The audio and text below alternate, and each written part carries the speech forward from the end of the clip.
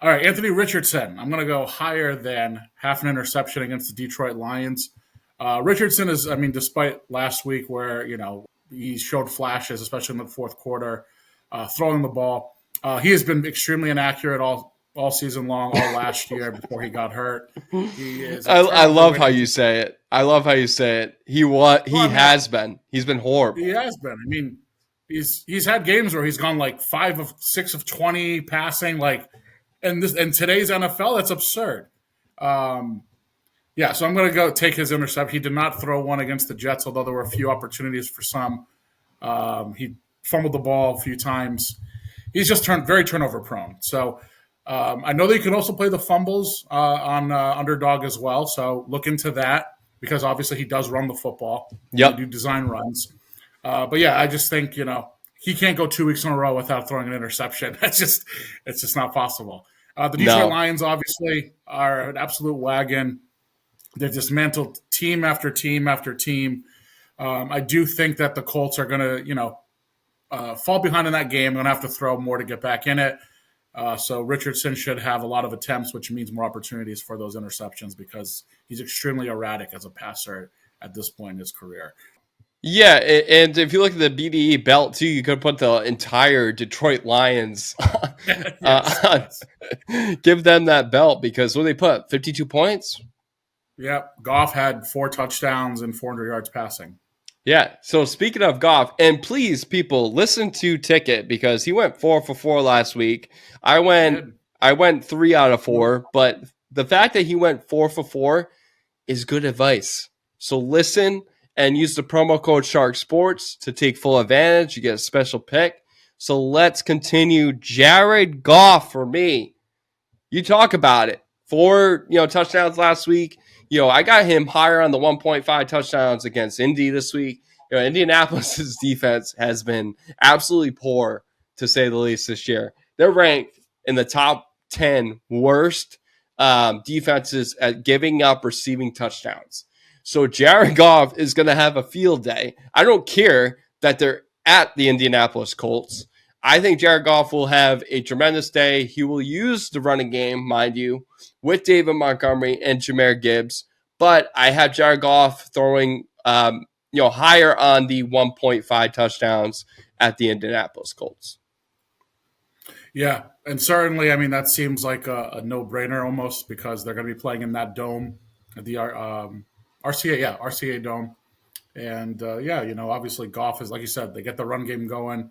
It's funny, my buddy and I were talking Sunday, also a Jets fan, so we FaceTime so we could see our misery together, and I had the Lions games on one of my TVs, and he was like, "Oh, I feel really smart because I benched Goff thinking it'd be a blowout." And I played Bo Nix instead. Now, granted, you just said Bo Nix, your BDE belt winner. He had an outstanding week too. He also threw for 4 touchdowns and a bunch of yards. But they were up. The Lions were up 21-3, and he's thinking like, okay, like foot off the gas. Mm-hmm. Nope, off through four touchdowns after being up 21-3 against the Jaguars. So that's kind of funny how that worked in. But I mean, I guess if you were going to not play Goff for any other quarterback, Nix would have been the next logical choice. So, Oh, yeah. ended up working out for him, I think, in the end. But just Yeah. kind of funny how that was. So, my next pick is going to be Tyrone Tracy. Now, as we're recording this, his rushing total is not out yet. So, I would lean to whatever the higher than is for whatever the underdog's going to set his rushing to. But I also like him to get into the end zone. So, I have no problem playing that as well. Whatever you're more comfortable with, play is higher than. The Giants obviously just notably made a change at quarterback. They're going back to Tommy DeVito, Tommy Cutlets. Tommy Cutlets, baby. Tommy Turkeys this week. That's right. And that being said, they're playing the Bucks. The Bucks, notoriously bad run defense. They've been terrible at stopping the run all year. I also like the fact that Tracy, obviously had that tough fumble in the London game the last time they took the field to pretty much blow the game for the Giants. I really like the kid to bounce back. Just watching his body language on the sideline after that and how he reacted in the post, like he took it on the chin. He obviously, cares about the team. He was really upset. Some guys, they make mistakes in the end and it's like, whatever. He definitely took it to heart. You feel bad for the rookie in Yeah. that spot, but I think he really bounces back because he's motivated. They're coming off the rest and they're playing a bad rush defense. They're playing one of the worst rush defenses in all of football. The Bucks, I don't get it how bad of a turnaround they can have defensively, but they have been awful defensively, and that's the reason why Baker Mayfield and company have had to put up points. Devon Achane for me, higher on the 105.5 receiving and rushing yards combined against the Patriots. The Patriots are 20th overall in team defense. But this is more so to talk about Achane's component of being a reliable target, for Tua Tagovailoa. When you think of, and I said this many a times and probably in recent weeks, but Jalen Waddle has lost a lot of steam. Being a good wide receiver, he's dropped a lot of balls. Obviously, Tyreek Hill, taking a brunt with his injury on the wrist. And also, teams are double teaming him now with the over the top coverage. But then you have Jonnu Smith coming live, right? But I think what is important with Achane is he can do both very, very well. And, he is finding a way to get production, whether that's, on the running game. I think he had right around 72 yards last week.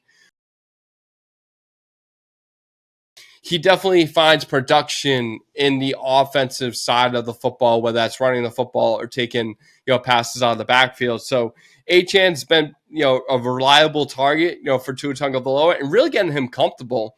And it kind of like sets the mood because, when Achane comes out of the backfield, all eyes are on him. And then you can let Tua kind of roll out of the pocket and get comfortable to throw outside the pocket because he's not, especially this year, and you're seeing it. Of course, he got hurt with the concussion, but you're seeing it now where he's trying to roll outside the pocket. One, because the offensive line can't hang as much, but two, he's trying to give himself more time, right? And by giving himself more time, his receivers can get open, like Jonnu Smith and Achane and Tyreek Hill. But Waddle's got to get his shit together, and I hope he does because he had another drop last week. But I think Achane's production is real. Certainly can't argue, and like you said, it's a favorable matchup for someone who's continued to gain trust with Tua in that offense. So going to wide receiver, I like Nico Collins. He just came back this past Monday. Looked pretty good. Obviously, it was a blowout for the Texans, a quiet second half for their offense. But he was targeted 7 times, caught 4 balls for 54 yards, kind of easing himself back in.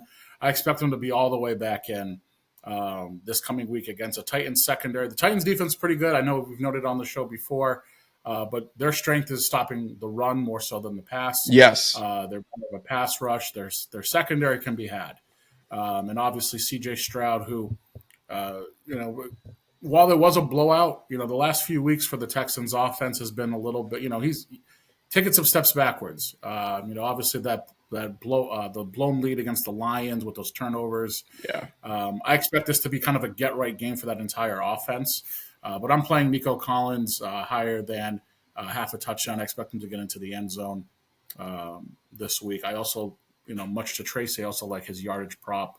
I think they have it right now at 72.5 yards, so I'd play the higher than that too. But you got more value if he gets in the end zone, and I think Nico Collins does as the number 1 option there in Houston.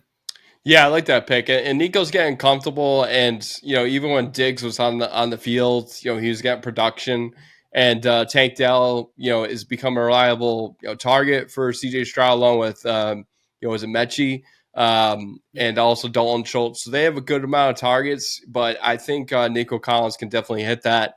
CeeDee Lamb for me, I really feel bad for the Cowboys. Do I? No. I really think that Cooper Rush is trying to get him as much touches as possible. And he had 8 catches on 12 targets last week. So guess what? He's going to go higher on the 6.5 receptions against Washington. Washington can do as good of a job to try to limit that, but I don't think CeeDee Lamb's going to hit his yardage point. But I think the receptions is where you got to absolutely hit that button because they are not going to throw the ball to anybody else but him.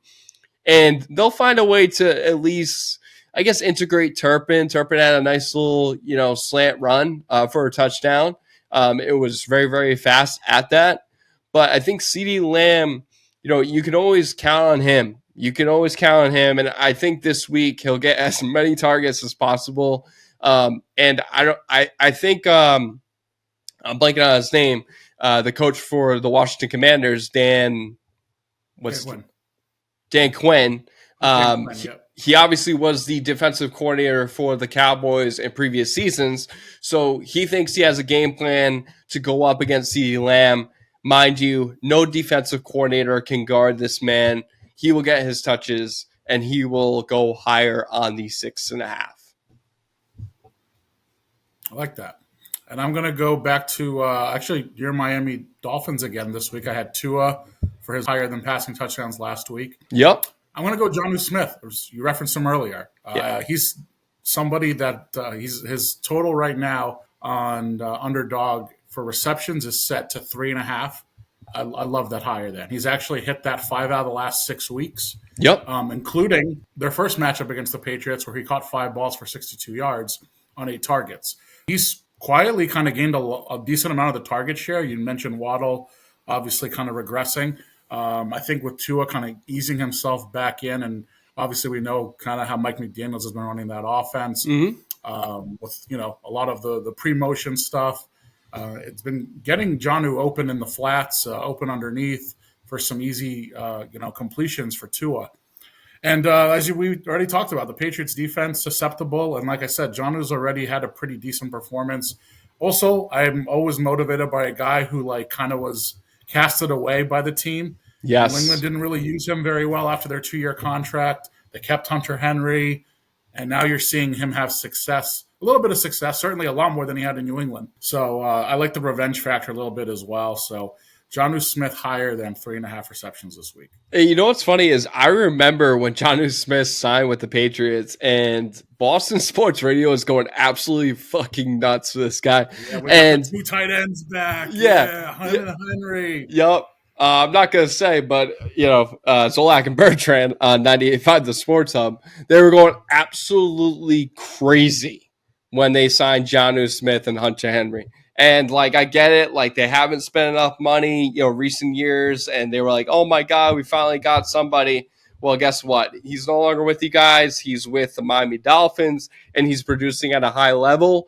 And I think that offense is very, very functional for him. And you mentioned it. Tua's becoming a really, great quarterback that can find Jonnu Smith, in the flat or in the open or on the screen. But what's important with Jonnu Smith is his yards after catch, right? And you saw it last week. He had a massive yards after catch. I think it was around 30 yards. He was like a bowling ball just getting into the end zone. It was absolutely ridiculous. Great reception and yards after catch. And, I can see that happen again this week. And moving on to my tight end target, I got Cade Otton. But I got Cade Otton lower on the 49.5 receiving yards against the New York Giants. Yes, you're like, the New York Giants, what? With Tommy Cutlets? You bet. Here's the thing. Giants defense has been pretty good. They haven't been that bad against tight ends. One of their strengths is absolutely defending the middle of the field, right?